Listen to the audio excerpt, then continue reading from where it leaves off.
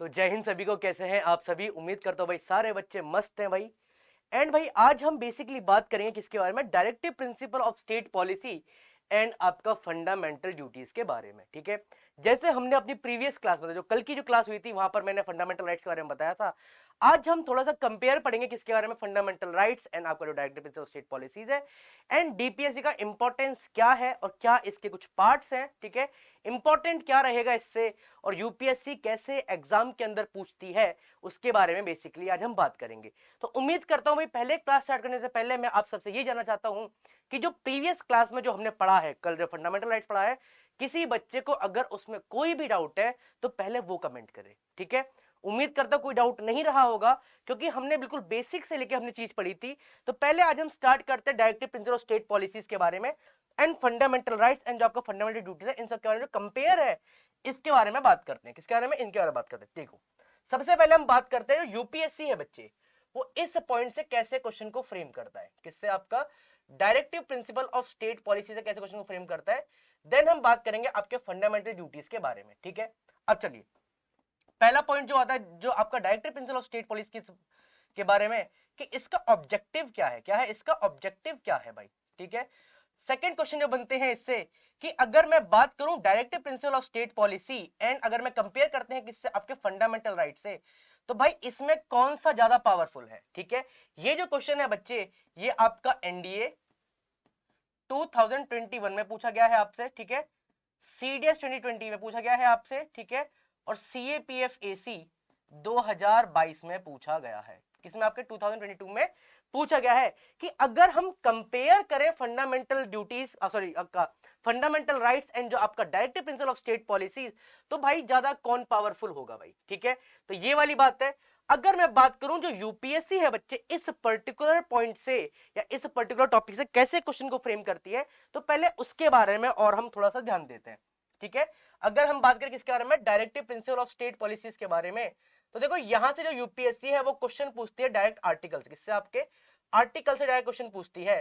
ठीक है, कि कौन सा आर्टिकल किस प्रिंसिपल से बिलोंग करता है। ठीक है, यहां पर तीन प्रिंसिपल है, गांधीयन प्रिंसिपल है, सोशलिस्ट प्रिंसिपल है और आपका एक लिबरल प्रिंसिपल है। ठीक है, तो कौन सा आर्टिकल किससे लिंक करता है। ठीक है, सेकंड हम बात करते हैं कि जो directive principle of state policies के अंदर कुछ जो अमेंडमेंट्स हुए, क्या है, कुछ आपके जो अमेंडमेंट्स हुए हैं, उससे कौन कौन से जो आर्टिकल्स है वो इंसर्ट हुए। कौन कौन से आर्टिकल इससे क्या हुए? आपके इंसर्ट हुए हैं। किसके अंदर? आपके directive principle of state policies के अंदर कौन कौन से आपके आर्टिकल उसमें इंसर्ट हुए हैं। थर्ड पॉइंट जो आपका यूपीएससी क्वेश्चन बनता है वो है इसका ऑब्जेक्टिव, कि भाई साहब जब फंडामेंटल राइट्स हैं तो directive principle of state policy की हमें नीड ही क्यों पड़ी। ठीक है, नीड ही क्यों पड़ी, इसके बारे में बात करेंगे। तो ये तीन टाइप के जो क्वेश्चन है बेसिकली आपसे यूपीएससी इस पर्टिकुलर टॉपिक से पूछा जाता है। ठीक है, अगर मैं बात करूं इसके बारे में, किसके बारे में? अगर हम बात करें directive principle of state policies के बारे में, तो यूपीएससी ने अभी तक, अगर मैं बात करूं टिल 2015 से लेके आपका टिल 2022 तक, तो यहां से अप्रोक्स उसने 3 से 4 आर्टिकल्स के बारे में पूछा है। मैं उसको भी मार्क कर दूंगा ताकि आप समझ पाए कि क्वेश्चन को कैसे फ्रेम करता है। ठीक है, यहीं पर हम बात करेंगे सेपरेशन ऑफ जुडिशरी एग्जीक्यूटिव के बारे में। ठीक है, आपका जो कॉमन ब्रदरहुड है उसके बारे में बात करेंगे। तो बेसिकली इन सब के बारे में हम ओवरव्यू देखेंगे, देन हम बात करेंगे इसके लिए इंपॉर्टेंस क्या रहेगी, फिर आपका फंडामेंटल राइट एंड जो आपका directive principle of state policy है इसके कंपेयर में चीज समझेंगे, देन हम आएंगे इसके आर्टिकल्स के ऊपर। क्लियर सभी को? उम्मीद करता हूं भाई ओवरव्यू में किसी बच्चे को किसी भी तरह का कोई भी डाउट नहीं रहा होगा। चलिए भाई, यहां तक क्लियर था भाई? फटाफट सारे बच्चे थंब इंप्रेशन दिखाए। अगर यहां तक क्लियर है सारे बच्चे, थंब इंप्रेशन दिखाए। चलिए अब बात करते हैं किसके बारे में? Directive principle of state policies के बारे में हमने देख लिया, अब बात करते हैं। चलिए भाई, पहले बात करते हैं डीपीएससी के बारे में। पहला स्टेटमेंट क्या कह रहा है? देखो यहां पर आप एक इमेज देख पा रहे होंगे, अभी यहां पर आप समझेंगे नहीं। ठीक है, अभी जो क्या कह रहा है आपका, the DPSP are the principle, क्या कह रहा है आपका? देखो स्टेटमेंट समझना, the directive principle of state policies are the principle that the direct the state. ठीक है, किसके बारे में? कोई भी एक स्टेट है when it make policies for its people. तो कहने की बात यह है बच्चे, अगर जब कोई सरकार, ठीक है, अगर कोई भी लॉ बना रही है तो वो जो उसके सिटीजन है उसके हक के लिए, किसके लिए? उसके हित के लिए जो वो कुछ जो लॉ को बना रही है तो उसमें कुछ मद्देनजर रखेगी। तो वो जो प्रिंसिपल्स है हमें उनके बारे में ही यहां पर बात करना है भाई। ठीक है, सेकंड पॉइंट क्या कह रहा है आपका? These DPSP कौन directive principle of state policies are act as a guideline, क्या है आपका, act as a guideline for the state and it needed to take into the consideration, ठीक है। अगर आप कोई भी लॉ बना रहे हो तो एक बार इनको अपनी मूल धारणा में जरूर या फिर विचार में आप रखोगे, किसको, तो directive principle of state policy है भाई, ठीक है। While coming up at any new law but a citizen can not compel the state following the directive principle of state policy, ठीक है। तो एक इसका देखो, इसका जो ऑब्जेक्टिव है बच्चे वो बहुत बेसिक हो गया कि अगर स्टेट, क्या कह रहा हूं, अगर कोई स्टेट है बच्चे आपका, अगर वो क्या बना रही है बच्चे आपका, लॉ लेके आ रही है, क्या लेके, कोई लॉ लेके आ रही है, तो वो कुछ जो प्रिंसिपल्स हैं बच्चे जो उसके सिटीजन के लिए होने चाहिए उनको ध्यान में रख के क्या करेगी भाई, लॉ को बनाएगी, ठीक है। ऑब्जेक्टिव क्लियर हुआ कि directive principle of state policies का जो ऑब्जेक्टिव है, इसका मतलब क्या हुआ, अगर यहां तक क्लियर है तो फटाफट थंब इंप्रेशन दिखाएं, और अगर किसी बच्चे को कोई डाउट है तो प्लीज वो भी बताएं। शॉर्टेड, उम्मीद करता हूं भाई यहां तक क्लियर होगा कि डायरेक्टिव प्रिंसिपल का असल में मतलब क्या है भाई। शॉर्टेड, क्लियर सभी को। अब देखो तो इस इमेज का मतलब क्या है कि अगर सरकार, ठीक है, अगर कोई लॉ बना रही है तो वो ऐसा नहीं कि किसी एक समुदाय को हित में रख के उस लॉ को बनाए, वो सबको क्या करेगी, इक्वल ट्रीट करेगी, क्या करेगी, सबको इक्वल ट्रीट करने की यहां पर बात भी करेगी, ठीक है। The directive principle of state policy are the enumerated in part 4, ठीक है, कहां पर है आपका, पार्ट 4 के अंदर लाई करता है of the constitution of India from the article 36 से लेके आर्टिकल 31 तक, ठीक है। जैसे हमने पढ़ा था कि जो आपका सिटीजनशिप है, कौन सा आपका बच्चे, जो सिटीजनशिप है आपका, वो कहां से आता है, वो आर्टिकल, वो आपका पार्ट 2 से आता है, ठीक है। जैसे आपका फंडामेंटल राइट है वो आपके part 3 of the Indian constitution से आता है, जैसे सेम आपका directive principle of state policy है, ये part 4 of the Indian constitution से डील करता है भाई, ठीक है। और आर्टिकल 36 से लेके आर्टिकल 51 तक जितने भी आपके जो आर्टिकल्स हैं वो सारे आपके directive principle of state policy के अंदर क्या करेंगे भाई, लाई करेंगे। कोई डाउट किसी को यहां तक? ये है ओवरव्यू। ओवरव्यू से जो आप सेकंड पार्ट देख पा रहे हैं या फिर जो इसका ऑब्जेक्टिव वाला है बच्चे, ये क्वेश्चन यूपीएससी फ्रेम कर चुका है। क्या चीज, ये क्वेश्चन जो है कि इसका ऑब्जेक्टिव क्या है directive principle of state policy उसको लाने का, ये जो चीज है बच्चे ये आपका यूपीएससी क्वेश्चन फ्रेम कर चुका है। पहले ये होता है भाई, यहां तक सभी क्लियर, यस और नो, क्लियर। चलिए भाई अब हम बात करते हैं, जैसे आप देख पा रहे हैं यहां पर कि यहां पर हम आयरिश कॉन्स्टिट्यूशन के बारे में, किसके बारे में, आयरिश कॉन्स्टिट्यूशन के बारे में बात कर रहे हैं। तो आपको पता होगा कि मैंने sources of the Indian constitution, किसमें आपके sources of the Indian constitution के अंदर बताया था, sources of the Indian constitution के अंदर बताया था कि जो बच्चे आपका directive principle of state policy है वो हमने कहां से बोरो करा है बच्चे, तो वो हमने आयरिश कॉन्स्टिट्यूशन से, आपके आयरिश कॉन्स्टिट्यूशन से हमने बोरो किया है। क्या कह रहा है आपका, the framers of the constitution borrow the idea from is the Irish constitution. कहां से बोरो करा है बच्चे, ये आपके आयरिश कॉन्स्टिट्यूशन से इसको बोरो करा है, और ये क्वेश्चन ये बच्चे आपके यूपीएससी एग्जाम्स के अंदर आ चुका है। किसके अंदर आ चुका है, आपका यूपीएससी एग्जाम के अंदर आ चुका है। तो sources of the Indian constitution से, ये नहीं कि जो हमने वहां पढ़ा वहीं से काम आएगा, नहीं, आपको पता होगा कि जो हमारा पूरा जो रिटन कॉन्स्टिट्यूशन है बच्चा, जो इंडियन कॉन्स्टिट्यूशन है, वो आपके अलग अलग सोर्सेस से क्या किया गया बच्चे, बोरो किया गया है, ठीक है। तो जो इंडियन कॉन्स्टिट्यूशन जितने भी पार्ट हैं बच्चे, वो सारे कैसे हैं आपके, कहीं ना कहीं से आपके बोरो किए गए हैं। तो ये चीज भी आपको पता होना चाहिए। क्लियर सभी को यहां तक? यहां तक अगर कोई डाउट है तो प्लीज बताओ, क्योंकि ओवरव्यू बच्चे बहुत ज्यादा इंपॉर्टेंट है कि क्यों है, कैसे है, कहां से इसको बोरो किया है, इन तीन चीज के ऊपर क्वेश्चन अधिकांश पूछे गए हैं आपसे, ठीक है। चले आगे, बहुत बढ़िया भाई, ठीक है। तो भाई यहीं से अगर मैं बात करूं, अगर किसी बच्चे को अगर विक्रम बेस्ट लेना है तो भाई यूज करो Y598S for the maximum discount, ठीक है। और भाई मकर संक्रांति सेल भी चल रही है आपके 15th ऑफ जैन तक, तो जिनको लेना है भाई जाओ, आपका 20% ऑफ चल रहा है, जाओ एंड पर परचेज करो फटाफट, ठीक है। चलिए भाई, ठीक है। अब देखो कुछ बात करते हैं बच्चे important feature of the directive principle of state policy के बारे में। यहां से आपको काफी चीज यहां से क्लियर होंगे, यहां से कुछ आपको काफी चीज क्लियर हो जाएंगी। देखिए पहला पॉइंट क्या कह रहा है बच्चे, दीज आर द आइडियल्स, क्या है ये आइडियल्स है, that the state should keep in mind, ठीक है। स्टेट को क्या है आप कीप रखेंगे माइंड के अंदर भाई formulating the policies and enacted law. अगर सपोज करो सरकार अगर कोई भी एक लॉ बना रही है, कोई एक लॉ बना रही है, तो directive principle of state policies को दिमाग में मद्देनजर रखते हुए किसी भी लॉ को क्या करेगी भाई, इनेक्ट करेगी। किसी लॉ क्या करेगी भाई, इनेक्ट, इनेक्ट मतलब बनाना होता है। कोई पॉलिसी है, कोई लॉ है, उसको बना जब वो बना रहे होंगे तो डीपीएसपी को ध्यान में रखेंगे वो चीज, ठीक है। सेकंड पॉइंट क्या कह रहा है बच्चे आपका, the DPSP help the state while formulating, किस किस के, आपको तीन चीज को ध्यान में रखना है सरकार को, किसको, तीन चीज ध्यान रखना है। The directive principle of state policy help the state while formulating the, देखो कैसे आपका इकोनॉमिक होना चाहिए बच्चे आपका, ठीक है, इकोनॉमिक, सोशल एंड जो आपका पॉलिटिकल प्रोग्राम है, इन सबको ध्यान में रखते हुए क्या करना पड़ेगा आपको, कोई भी लॉ बना रहे हैं तो वो चीज, ठीक है। अब कोई भी ये नहीं कि किसी पर्टिकुलर आदमी को ही मिल रहा है, जितने भी आपके वेलफेयर है यहाँ पर, अगर एक बेसिक टर्म बाय करूं मैं, क्या आपका वेलफेयर, क्या यूज कर रहा हूं मैं, वेलफेयर के बारे में बात कर रहा हूं। तो आपके जो सिटीजन है उनके वेलफेयर के लिए जो भी आप लॉ बना रहे हो, तो इन सबको ध्यान में रखते हुए आपको लॉ बनाना होगा भाई, ठीक है। Directive principle of state policy help to the state to establish, क्या कर रहा है भाई, एस्टेब्लिश करता है किसको, स्टेट को, कैसे, आपका इकोनॉमी की एंड आपका सोशल डेमोक्रेसी के लिए। और ये स्टेटमेंट आपका यूपीएससी पूछ चुका है कि भाई साहब कौन सा ऐसा पार्ट ऑफ कॉन्स्टिट्यूशन है जो एस्टेब्लिश करता है इकोनॉमिक एंड सोशली डेवलपमेंट को, तो क्या है आपका वो directive principle of state policy. अब देखना जो भी आपके जितने भी प्रिंसिपल्स है, जितने भी आपके आर्टिकल हैं, या तो उनके जो धारणा या उनका बेसिक है, या तो वो सोशली है, या तो वो इकोनॉमिकली है, या फिर वो आपका पॉलिटिकल बैकग्राउंड के ऊपर बिल्डअप है आपका, ठीक है। बेसिकली आपको जितने भी आर्टिकल्स हैं वो आपको यहीं से कहीं ना कहीं लिंक होते हुए आपको दिखेंगे, ठीक है। थर्ड पॉइंट, फोर्थ पॉइंट क्या कह रहा है आपका, these are non justiciable but help court in examine, क्या है आपका ये नॉन जस्टिसेबल है, क्या है आपका नॉन जस्टिसेबल है। अब देखो अब देखो यहां से जो इंपॉर्टेंट पॉइंट निकल के आया है, हमने क्या पढ़ा है देखो, अगर मैं बात करूं फंडामेंटल राइट्स के बारे में बच्चे, और आपका directive principle of state policy के बारे में, अब देखो यहां पर एक चीज समझना, बहुत बहुत छोटा अंतर है यहाँ पर, ठीक है।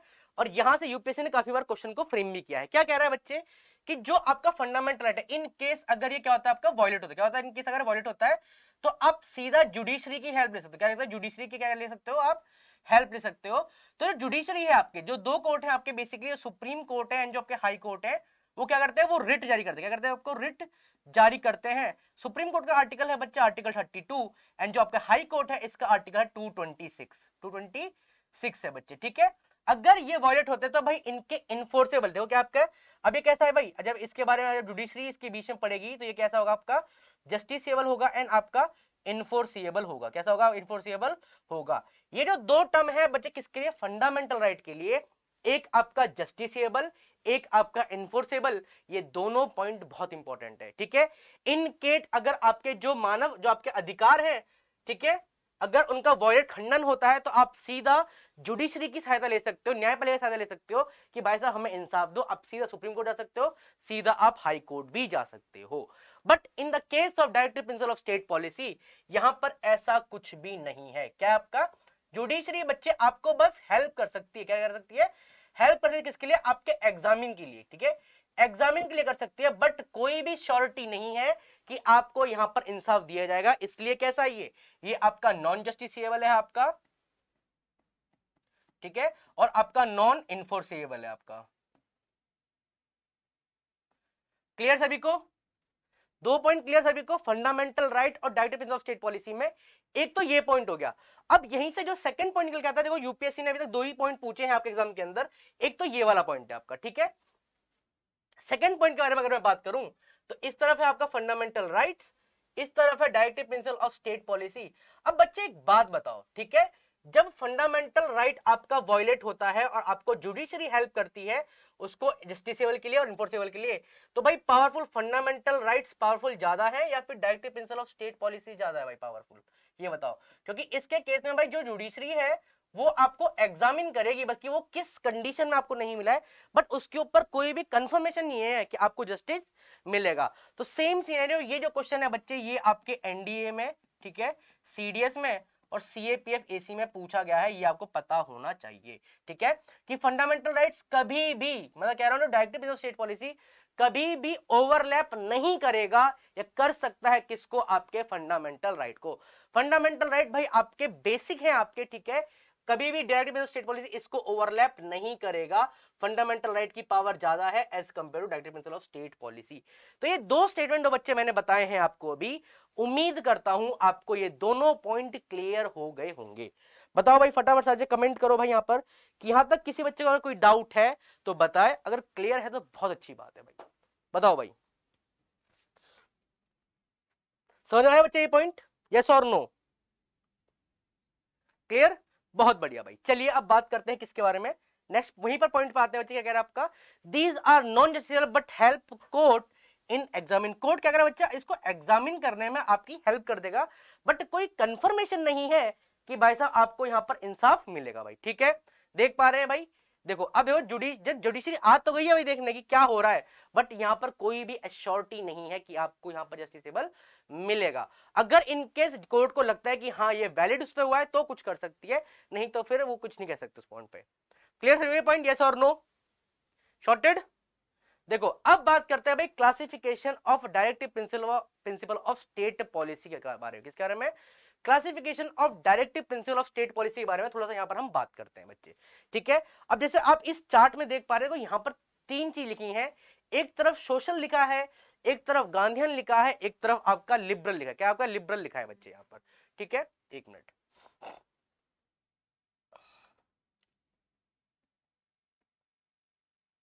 ठीक है, अब देखिए सोशल प्रिंसिपल जो आपके उदारवादी जो लोग हैं, सोशलिस्ट जो लोग हैं, उनके बारे में बात कर रहा है बच्चे यहां पर आपका। ठीक है, तो आर्टिकल कौन कौन से आपके सोशल, अब सोशल समझ पा रहे हैं भाई, सोशली वर्क के बारे में बात कर रहा है। तो आर्टिकल बच्चे 38 आपका, 39, 39A, ठीक है, 41, 42, 43, 43A एंड आपका 47 भाई डील करेंगे इससे आपके सोशल प्रिंसिपल से।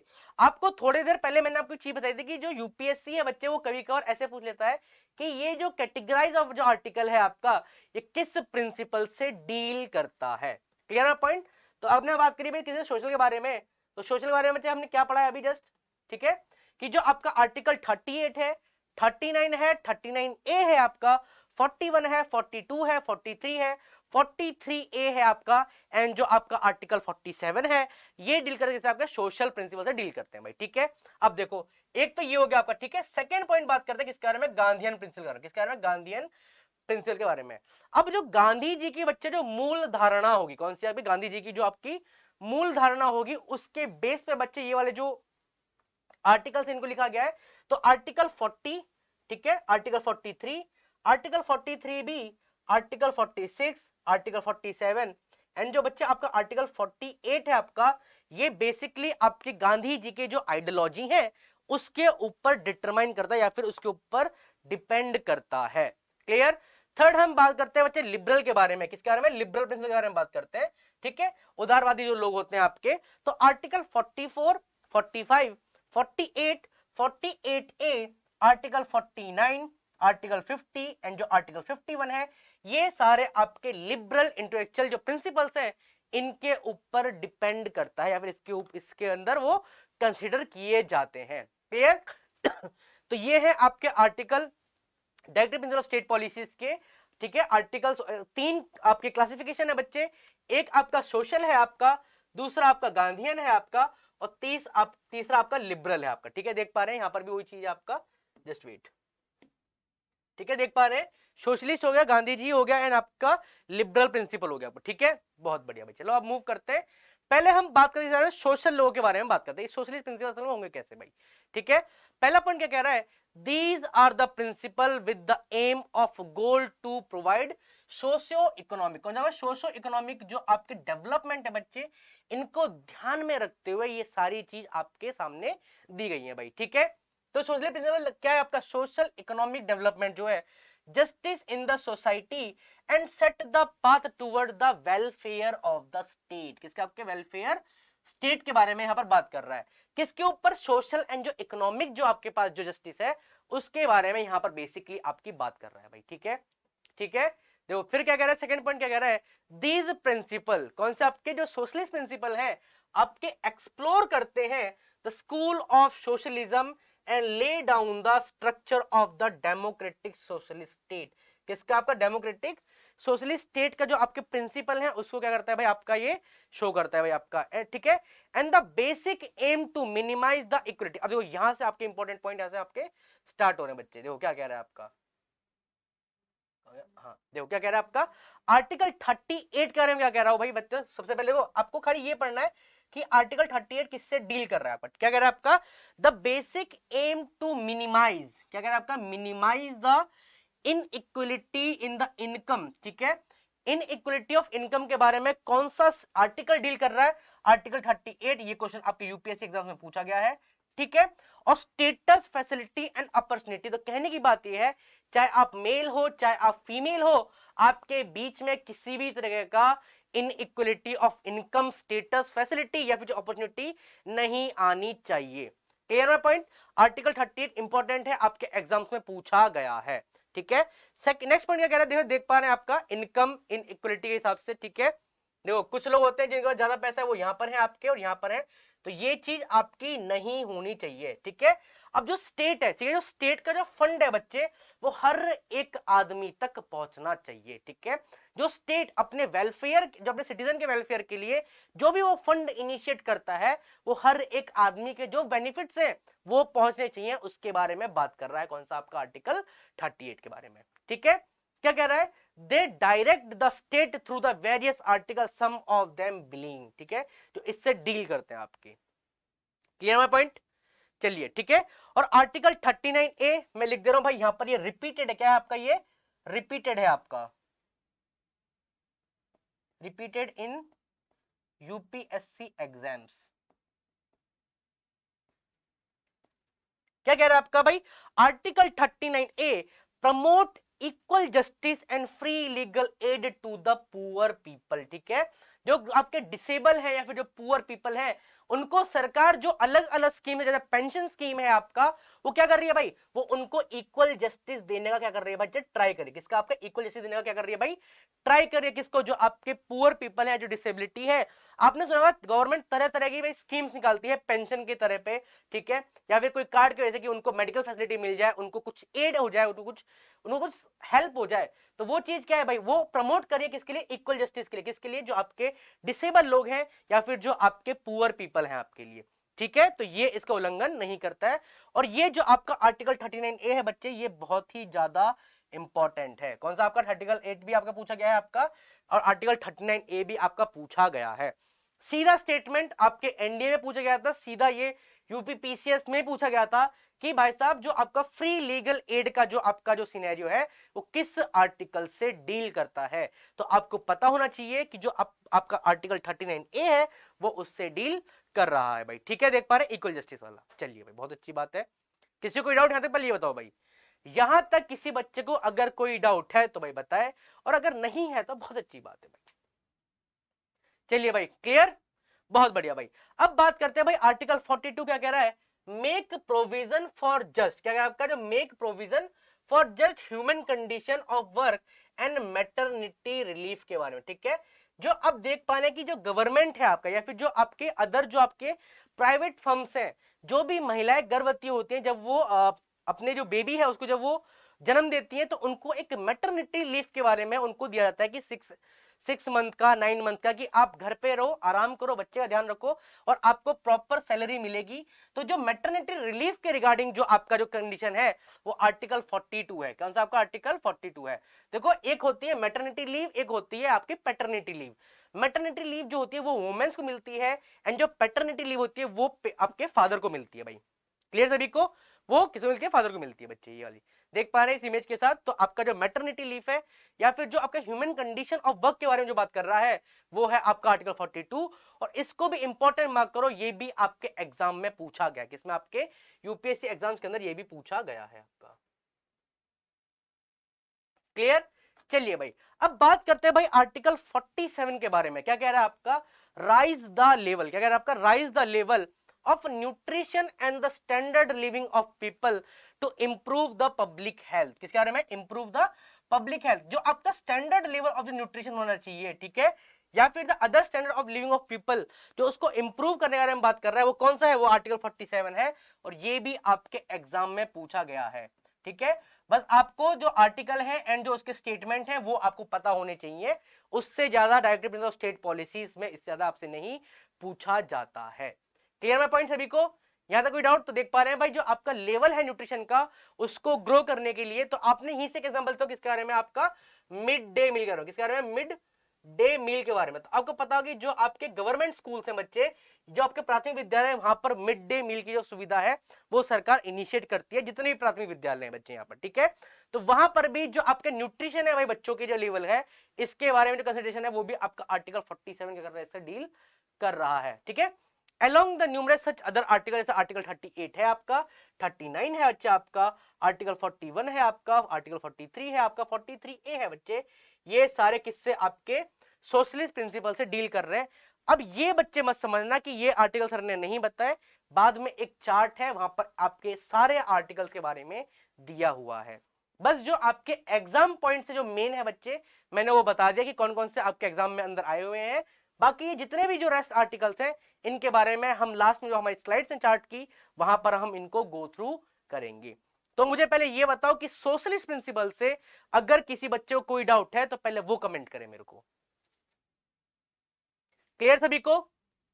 अब देखो आपसे यही पूछेगा, इससे ज्यादा डेप्थ में नहीं पूछता है, ठीक है। और ना आपके एग्जाम के लिए इससे ज्यादा डेप्थ में आने की संभावना है बच्चे आपकी, ठीक है।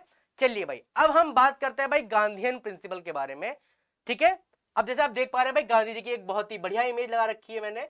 तो गांधी जी गांधी जी के जो भी क्या होंगे आपके जो प्रिंसिपल, किसके आपके गांधी जी के जो बापू हैं, हमारे जो फादर ऑफ द नेशन है, इनकी जो आइडियोलॉजी होंगी बच्चे, उसके ऊपर जो गांधीयन प्रिंसिपल है उनका फॉर्मेशन किया गया है बच्चे आपका, ठीक है। तो पहला पॉइंट जो क्या कह रहा है आपका, based on the Gandhian ideology, किसी गांधी जी की जो आइडियोलॉजी है उनके बेस पे भाई ये प्रिंसिपल क्या गया है, बनाया गया है।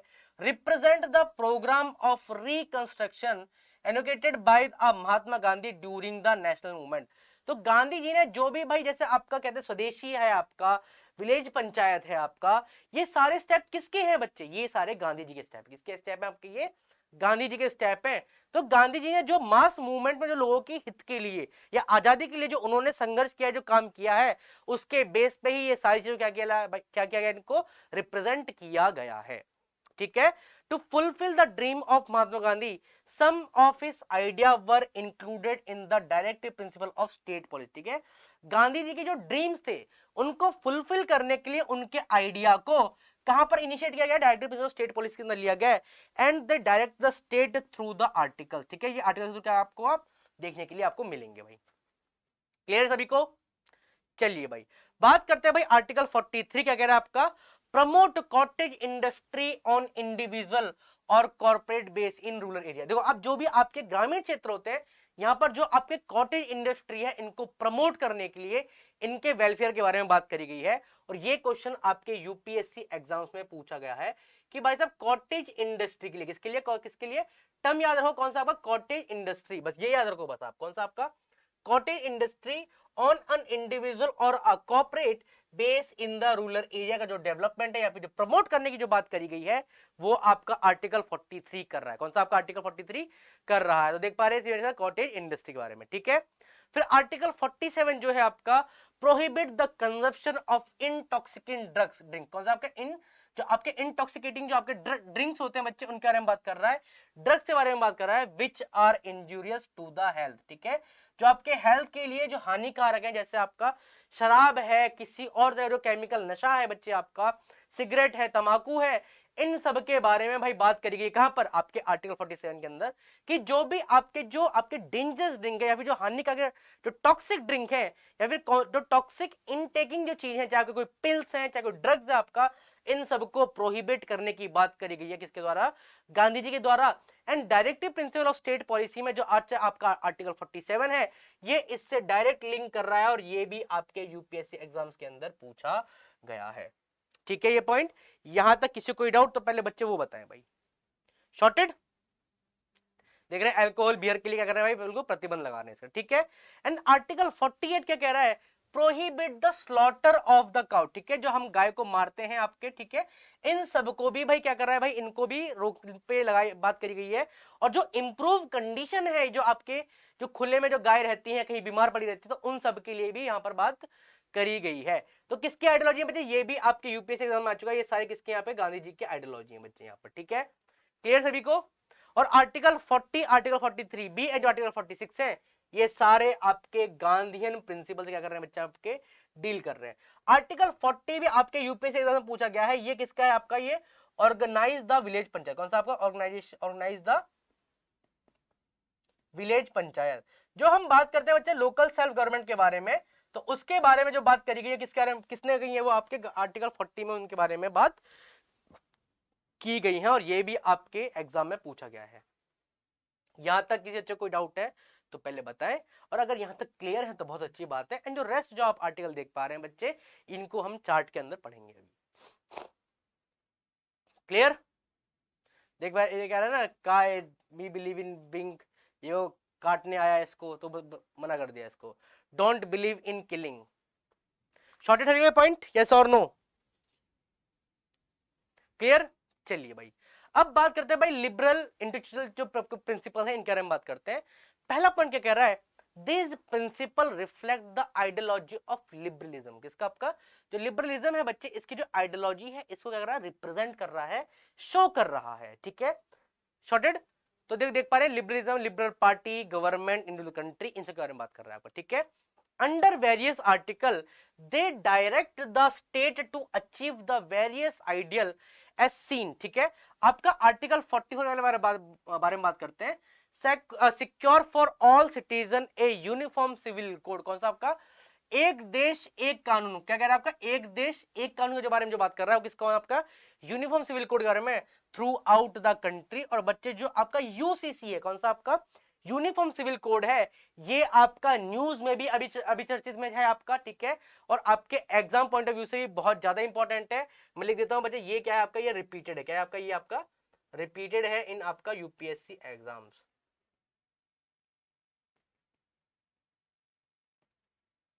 ठीक है, क्या है आपका यूनिफॉर्म सिविल कोड जो है बच्चे, ये काफी रिपीटेड है। देखिए जैसे आपका ट्रिपल तलाक, कौन सा आपका ट्रिपल तलाक, शाहबानो केस के बारे में आपने सुना होगा। ये सारा किससे लिंक कर रहा है बच्चे? ये आपका सारे यूनिफॉर्म सिविल कोड से लिंक कर रहा है। शाहबानो केस आपने सुना होगा सबने। ठीक है, तलाक तलाक तलाक का एक कोड था, सुप्रीम कोर्ट ने इसके ऊपर काफी जस्टिस दी है। ठीक है, देख पा रहे भाई यूनिफॉर्म सिविल कोड, जितने भी धर्म के कोई भी है सबका वन स्टेट वन लॉ वाली बात है यहाँ पर। ठीक है, फिर देख पा रहे हैं भाई article 45 provide the early childhood. कौन सा का? Provide the early childhood care and education for all children until they complete the age of 6 year. ठीक है, 6 ईयर से 14 ईयर के जो बच्चे हैं, इनको जो एलिमेंट्री एजुकेशन के बारे में जो बात करी गई है उसके बारे में बात कर रहा है बच्चे। ठीक है, तो आपको पता है कि ये इसके बारे में हमने फंडामेंटल राइट्स में भी पढ़ा था आपका। और आपका कौन सा 86th कॉन्स्टिट्यूशन अमेंडमेंट एक्ट 2002 से भाई क्या गया, इसको इंसर्ट किया गया था। और ये आपका आर्टिकल 21A कहां पर है? आपके फंडामेंटल राइट्स के अंदर। आर्टिकल 45 है कहां पर? आपके डायरेक्टिव प्रिंसिपल स्टेट पॉलिसीज के अंदर। एंड आपके फंडामेंटल ड्यूटीज में भी जो आपकी 11 ड्यूटी है उसके अंदर भी इंसर्ट किया गया है, उसके अंदर भी इसको इंसर्ट किया गया है। तो ये इंपॉर्टेंट है बच्चे काफी आपके लिए। क्या है आपका? ये काफी इंपॉर्टेंट है। ठीक है, देख पा रहे इस इमेज के साथ। ठीक है, एंड आर्टिकल 48A 49 50 एंड जो आपका 51 है बच्चे, ये सारे आपके लिबरल प्रिंसिपल क्या कर रहे हैं बच्चे? आपके डील कर रहे हैं। और याद रखना आर्टिकल 50 एंड जो आर्टिकल 51 है, ये भी आपके रिपीटेड आर्टिकल्स है इन द यूपीएससी एग्जाम्स के बारे में बात करता हूं। अभी टेंशन ना लीजिए, अभी चार्ट है, इसके बाद फिर बात करते हैं इनके बारे में। यहां तक किसी बच्चे को अगर कोई डाउट है तो पहले वो बताए, और अगर क्लियर है तो बहुत अच्छी बात है। क्लियर? शॉर्टेड सभी को, यस और नो? क्लियर? चलिए भाई ठीक है, अब देखो बात करेंगे सर मैं new directive principle of state policy के बारे में बात करते हैं। ठीक है, following changes were made by the 42nd constitution amendment act of 1976 in part 4 of the constitution. तो भाई साहब आपके 42nd अमेंडमेंट 1976 से कुछ जो आपके directive principle of state policies हैं वो इंसर्ट किए गए किसके अंदर? आपके डीपीएसपी के अंदर। तो जो न्यू डीपीएसपी है इसके बारे में भी यूपीएससी ने काफी बार क्वेश्चन आपसे पूछा गया है। चलिए भाई पहला पॉइंट क्या कह रहा है आपका?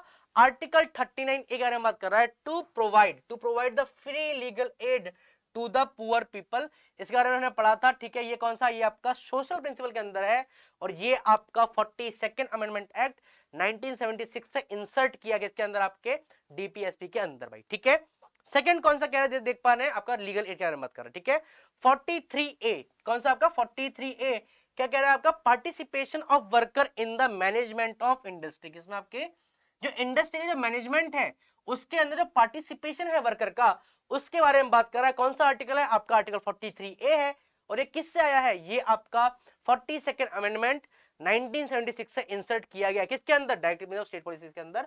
और ये क्वेश्चन भी यूपीएससी एग्जाम्स में आ चुका है आपका, और ये वाला भी आपके एग्जाम्स में आ चुका है।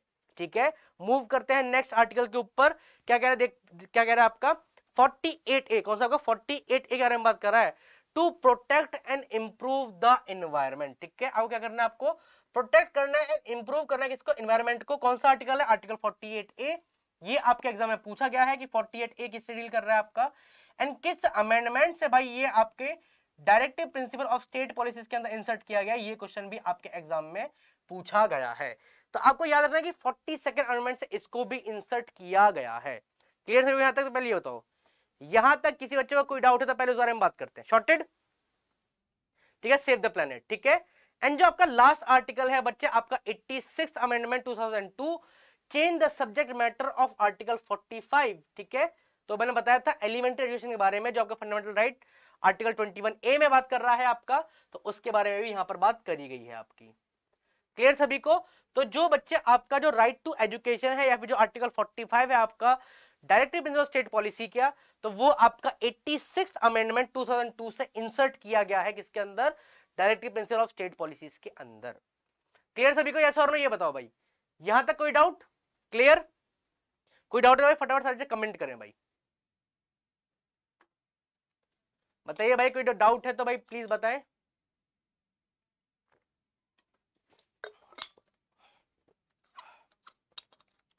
शॉर्टेड, चलिए भाई, अब देखो ये है वो चार्ट, क्या आपका ये आपका चार्ट है, यहां से हम थोड़ा सा ओवरव्यू करते हैं और आपको एक एक जो आपके आर्टिकल है उनके बारे में यहां पर बताते हैं, किस बारे में, यहाँ पे एक एक आर्टिकल के बारे में बताते हैं आपका। ठीक है, देखो अब क्या कह रहा है आपका आर्टिकल 36 कह रहा है आपका डेफिनेशन ऑफ स्टेट, किस बारे में, डेफिनेशन ऑफ स्टेट के बारे में पूछ रहा है आपका आर्टिकल 36। आर्टिकल 37 कह रहा है आपका application of the principle content in the part. तो ये कभी भी आपसे पूछे नहीं जाते हैं आर्टिकल 36, एंड जो आपका आर्टिकल 37 है ये कभी भी आपके एग्जाम के अंदर पूछे नहीं जाते हैं। ठीक है, फिर बात करते हैं आपका आर्टिकल 38 के बारे में, state to secure the social order, कौन सा आपका social order for the promotion of welfare of the people. और ये आपके एग्जाम में पूछा गया है, कौन सा, ये वाला, कि आपका जो वेलफेयर के बारे में जो बात कर रहा है वो कौन सा आर्टिकल, तो आर्टिकल 38 है। ठीक है, आर्टिकल 39 बता रहा है आपका कि जो सर्टेन प्रिंसिपल ऑफ पॉलिसी है if follow by state not unimportant, मत पढ़ना इसको। ठीक है, आर्टिकल 39 यूपीएससी में पूछा गया है आपका 42nd अमेंडमेंट 42 अमेंडमेंट और 1976 से इंसर्ट किया गया, कौन सा आपका 39A। और किसके बारे में बात कर रहा है आपका equal justice and free legal add के बारे में बात कर रहा है। और ये आपका रिपीटेड क्या है आपका, ये आपका रिपीटेड है आपका। ठीक है, जो इंपॉर्टेंट है मैं बता दूंगा और बस आप खाली उनको ही याद कर ले तो भी आपका काम हो जाएगा भाई। ठीक है, चलिए भाई, देख क्या कह रहा है आपका 40 कह रहा है आपका ऑर्गेनाइजेशन ऑफ विलेज पंचायत, कौन सा आपका ऑर्गेनाइजेशन ऑफ विलेज पंचायत के बारे में बात कर रहा है। और ये जो आपका आर्टिकल है ये आपके गांधीयन प्रिंसिपल से डील कर रहा है आपका। ठीक है, और ये भी आपके यूपीएससी एग्जाम्स में पूछा गया है। क्लियर? फिर हम बात करते हैं आपके आर्टिकल 41 के बारे में। यहां पर जो बात कर रहा है बच्चे आपके राइट टू वर्क क्या कह रहा है, किसके बारे में, राइट टू वर्क के बारे में बात कर रहा है, to education and the public assistant in certain cases, किसके बारे में, राइट टू वर्क के बारे में बात कर रहा है। आर्टिकल 41 इंपॉर्टेंट है, ये पूछा गया है आपका। 42 ये आपके एग्जाम में पूछा गया है, provision for the just and human condition for the work and the आपका मैटरनिटी रिलीफ, कौन सा है आपका आर्टिकल 42 डील कर रहा है। और ये भी आपके यूपीएससी एग्जाम्स में पूछा गया है। क्लियर? फिर आपका बात कर रहा है आपका 43 के बारे में, किसके बारे में बात कर रहा है आपका ये आपका लिविंग वेजेस के बारे में बात कर रहा है ऑफ द वर्कर। ठीक है, जो आपके वर्कर्स होते हैं उनका जो वेजेस है उसके बारे में बात कर रहा है और ये भी इंपॉर्टेंट है।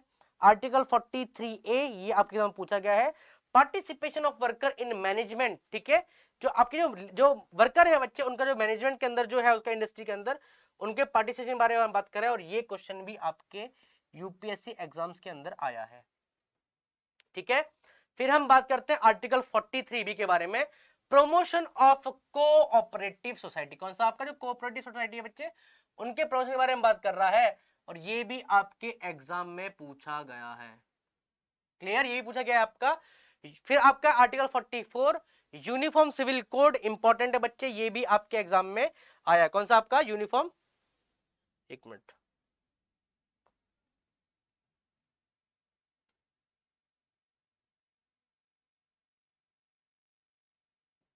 ठीक है। क्या कह रहा है आपका यूनिफॉर्म सिविल कोड के बारे में बात कर रहा है बच्चे। आपका जो यूनिफॉर्म सिविल कोड है कहाँ, कौन सा आर्टिकल, आर्टिकल 44 है, और ये भी आपके एग्जाम में पूछा गया है, वन नेशन वन लॉ के बारे में, ठीक है। फिर बात करते हैं आर्टिकल 45, आपको पता है एलिमेंट्री एजुकेशन के बारे में बात कर रहा है आपका, ठीक है। किसके बारे में, एलिमेंट्री एजुकेशन के बारे में। और जो बच्चे आपका राइट टू एजुकेशन है, ये आपके फंडामेंटल राइट में भी है आपका आर्टिकल 21A, ठीक है। डीपीएससी में भी है आपका आर्टिकल 45, एंड जो आपका फंडामेंटल ड्यूटी है वहां पर आपका 11th जो आपका ड्यूटी है उसके अंदर इसके बारे में बात करी गई है भाई, ठीक है। कौन सा अमेंडमेंट है बच्चे इसका, इसका 86th कॉन्स्टिट्यूशन, आपका 86th कॉन्स्टिट्यूशन अमेंडमेंट एक्ट 2002 है इसका, ठीक है, 2002 है इसका, क्लियर।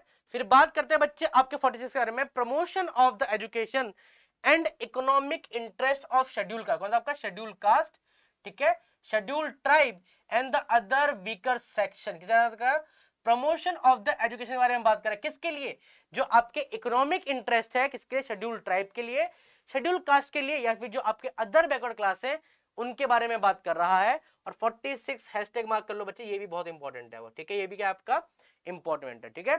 फिर जो आपका आर्टिकल 47 है, duty of the state, duty of the state to raise the level of the nutrition and the standard of living to improve the public health, इसके बारे में भी, ये भी क्वेश्चन आपके एग्जाम में आया हुआ है, इसको प्लीज इसको आप इंपॉर्टेंट मार्क करेंगे, ठीक है।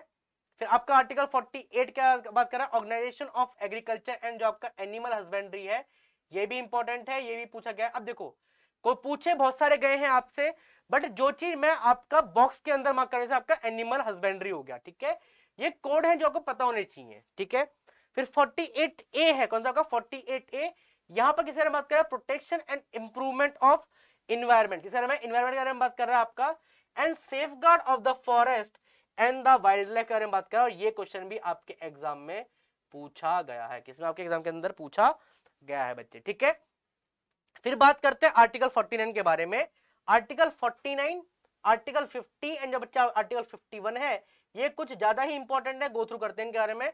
आर्टिकल 49 कह रहा है प्रोटेक्शन ऑफ द मॉन्यूमेंट, ठीक है, जो देश की धरोहर जो मॉन्यूमेंट्स है उनके प्रोटेक्शन के बारे में बात कर रहा है, and place of the object of national importance, इसके बारे में बात कर रहा है, ये भी आपका यूपीएससी में पूछा गया है बच्चा आपका। आर्टिकल 50 स्टार मार्क कर लो, रिपीटेड है बच्चा आपके एग्जाम के अंदर, एंड जो आर्टिकल 51 है ये भी आपका स्टार मार्क कर लो, ये भी आपके एग्जाम के अंदर रिपीटेड है। क्या कह रहा है आपका आर्टिकल 50 कह रहा है सेपरेशन ऑफ द जुडिशरी, कौन सा आपका separation of judiciary from the executive, जो है डायरेक्ट पूछता है भाई आपका यूपीएससी कि भाई साहब कौन सा आर्टिकल है जो डील करता है separation of the judiciary from the executive. तो जो आपकी एग्जीक्यूटिव बॉडी है वो जुडिशरी के अंदर इंटरफेयर नहीं करती है, सेम जुडिशरी है वो आपके एग्जीक्यूटिव के अंदर इंटरफेयर नहीं करती है, वो अलग बॉडी है आपकी, ठीक है। एंड आर्टिकल 51 है promotion of the international peace and security के बारे में जो पूछा गया है, ये आपके लास्ट जो आपका एनडीए था उसमें पूछा गया था ये वाला, ठीक है, लास्ट एनडीए जो एग्जाम से उनके अंदर पूछा गया है कि promotion of the international peace and security के बारे में जो बात कर रहा है वो आपका कौन सा आर्टिकल है, वो आपका आर्टिकल 51 है। तो ये है भाई आपके directive principle of state policy. उम्मीद करता हूं आपको ये सारी चीज समझ में आ गई होगी। किसी से कोई डाउट है तो बताओ, फिर 10 मिनट में क्लास को ओवर करते हैं, ठीक है। फंडामेंटल ड्यूटीज है, उसके अंदर 2-3 चीज इंपॉर्टेंट है, उनको भी गो थ्रू कर लेते हैं अपन लोग। बताओ भाई शॉर्टेड सभी को क्लियर, चलिए भाई ठीक है। तो ये है आपका डीपीएसपी, जो चीज मैंने बताई है प्लीज इनको इंपॉर्टेंट मार्क करें, जो ये कीवर्ड्स मैंने ब्रैकेट में डाले हैं इनको मार्क करें, और जो यहाँ पर यूपीएससी लिखा है भाई उनको प्लीज उनको लिखें और कहीं दीवार में चिपकाएं और उनको डेली बेस पे एक बार रिवाइज कर लें आप लोग, ठीक है भाई। चलिए भाई अब बात करते हैं किस बारे में, जस्ट वेट।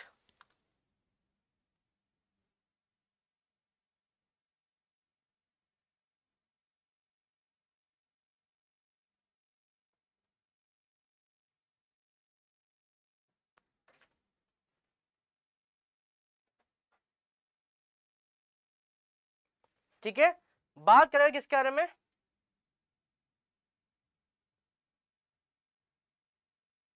चलिए भाई बात करते हैं किसके बारे में, फंडामेंटल ड्यूटीज के बारे में। किसके बारे में, फंडामेंटल ड्यूटीज के बारे में बात करते हैं।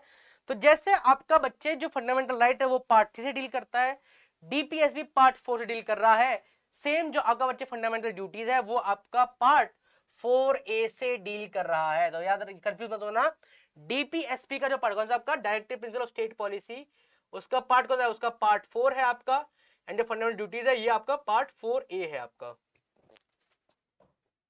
क्या है, पार्ट 4A है बच्चे आपका, ठीक है। और आर्टिकल 51A इसे डील कर रहा है आपका, ठीक है।